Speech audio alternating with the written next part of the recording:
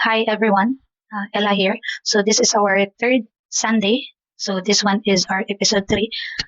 Actually, I don't have a plan to do the episode 3, which is I feel so exhausted, kapoy sa work, and nalang takaw today, which is we really need to spend time sometimes to those loved ones, to those who appreciate us.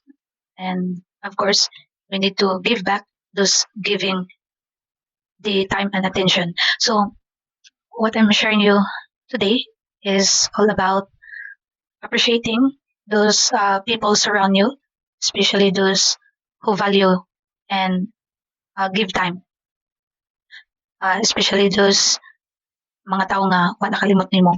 And I just want to let you know also that the age of 30, it's very crucial na gyud na siya. Like some of our, or in my part, career era pa gyud na siya. Ang uban is love era or finding era sa anak nila.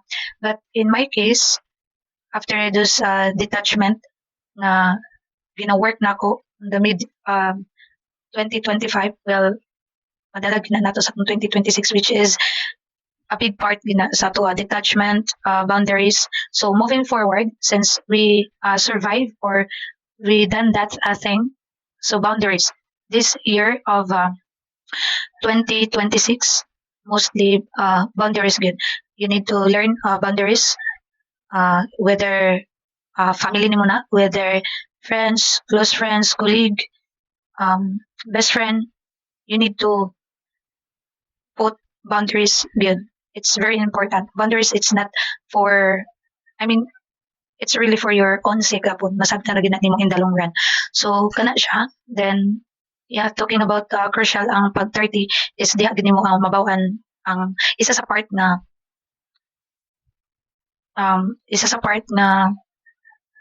mabawan nimo sa edad ni mga 30 is wala magmata lang gyud kag morning kanang makaingon sila nga magmata lang gyud kag morning nga kanang dili na kagustuhan dili na nimo siya kinahanglan or dili na siya part gani sa imong nga kanang like future or dili na siya align sa imong nga gusto. So ingon anak nga kanang case. So if one day may tabo na nimo, then you really need to set clear goals, clear mind if unsa ang imong gusto. Well, if magedad jud ka 30, um wala man jud perfect no, walay like nagyapon ka sa kanang pagduha-duha pero ang imong pagduha-duha is kanang naa na gani point kay or kanang na kay answer, I mean na kay question but kay balo na jud ka sa answer, which is nagyapon ng in the anang term nila nga in denial gani or madlok gyapon ka kanang so sa term na madlok gyapon ka nga i-pursue nimo ang gusto or kanang moingon gani ka nga kanang it's not like me like makana ka nga kanang I can do more kanang makana ka ba nga I can do more sa nga ingon ani.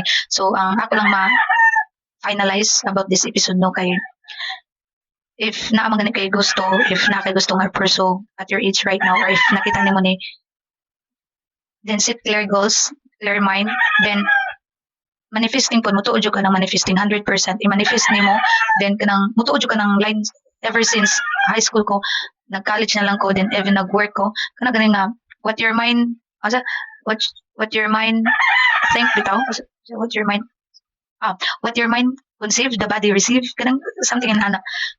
So dapat karon nga 2026 di sa ingon nga ako ni nga 2026 no, you need to set clear goals and dapat karon is vigilant kasi mo mga action like more on working on yourself, building your career, then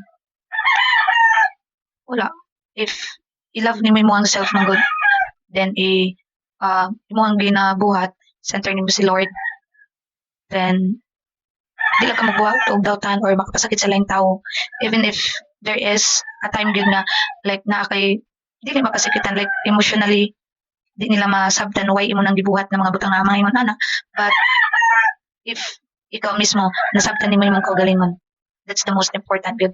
Mawala na ang tanan like imong mga friends gamit nimo diha imong pinakahalaga, but most importantly dili mawala imong kaugalingon mo na siya. So again, love yourself, give yourself more, focus on your growth, and let the God center in your life, then everything will follow. So yeah, see you in the next episode, and God bless.